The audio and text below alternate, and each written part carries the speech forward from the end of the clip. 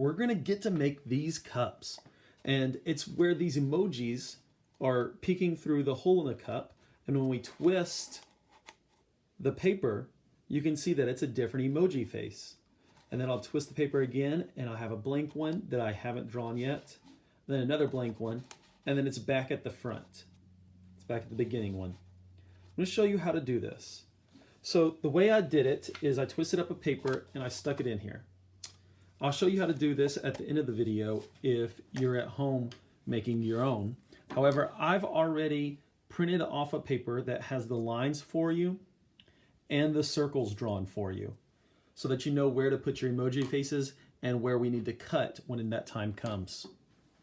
The first thing I'm going to do is I'm going to look up emojis and I'm going to very, very lightly, and I can't stress this enough, you're not going to press down hard. You're very lightly going to draw an emoji that we can erase. If you want to draw hair on it or if you want to make it funny looking, you can do that as well. If you wanted to draw a beard on one, that could be cool. And then I'm going to go back and I'm going to erase my lines to where they're nice and light. So I'm just going to erase it to where they're nice and light. And then I'm going to take my time and I'm going to color in each one of these emojis. Start with your color yellow and color around all of your colors, because when the marker mixes with another color, it'll smear that color. And if you start with black, it will smear that black all onto your emoji. However, if you start with yellow, yellow is a weak color, and black will be able to go over that yellow. So start with the color yellow and then move to your reds and oranges and pinks, and then go to your black at the very last to outline it. Take your time, make it look nice and neat. There's no reason to rush. You'll have plenty of time to do this.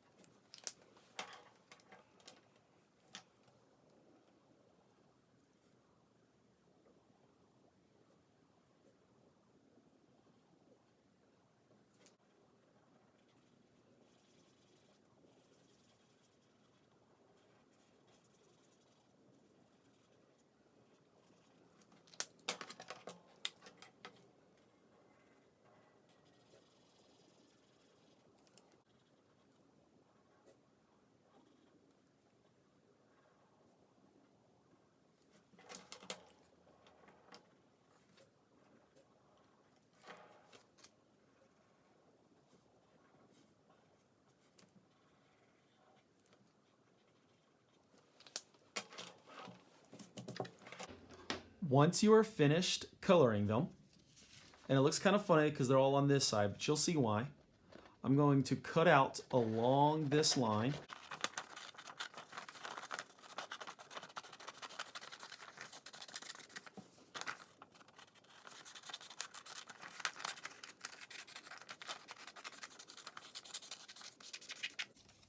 So that it looks like this.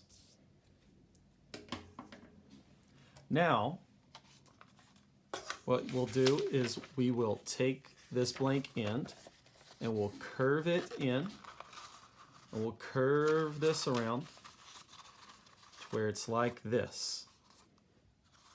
Do you see that? So I've taken the blank end and I've curved it around so that it'll fit in the cup. Then just tap it down. This might be sticking up like this. You'll just tap it down to where it fits, and like this. And then I'll tape the outside. So while it's still in the cup, we will tape right there on the inside where the papers meet. We just taped it, and then I'll take it out and I will tape it here as well. And just so it fits a little better, I'm going to cut off right there. And I'm going to put a piece of tape down here at the very bottom, like that. There we go. And now it'll fit right in there, and we can twist it.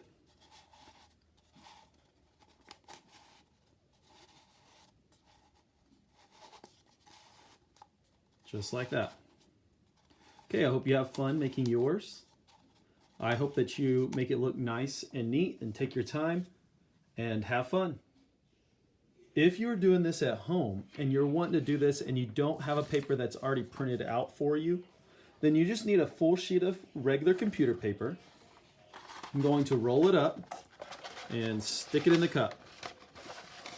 And you can see it kind of unrolls like this.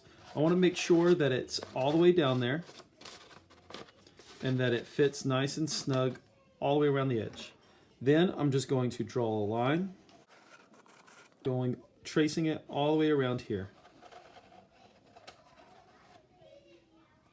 So you can see here, I've drawn a line.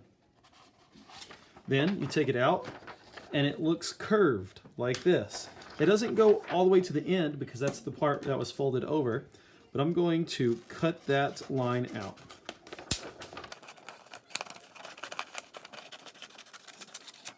Okay.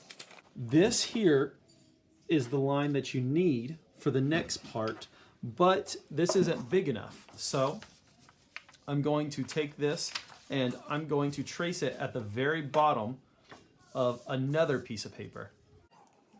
So I'm just going to trace this here at the bottom of this piece of paper. I'm going to cut that out.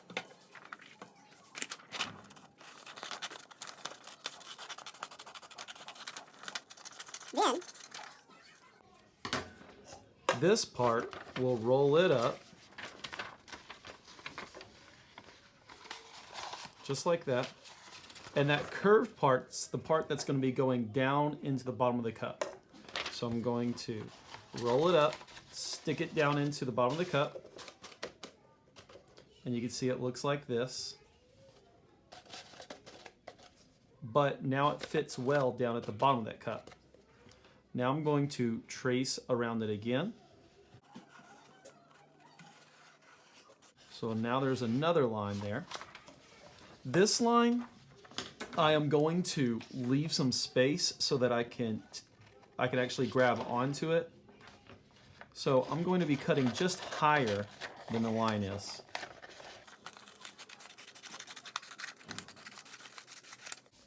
So that's where my top is. It's like that. So you can see I cut higher than the actual line. Then I'm going to roll it up,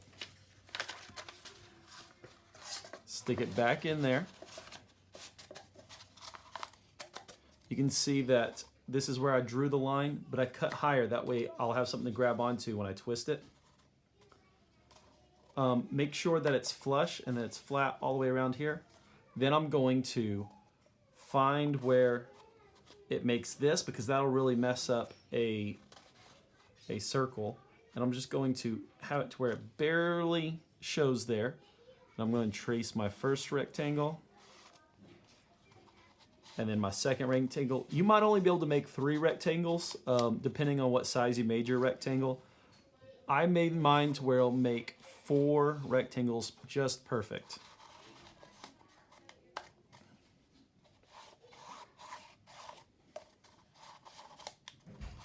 Just twist it again.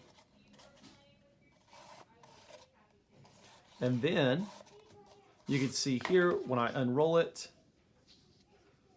there's my 4 rectangles. You will just draw a circle in each one. I used a stencil to do mine.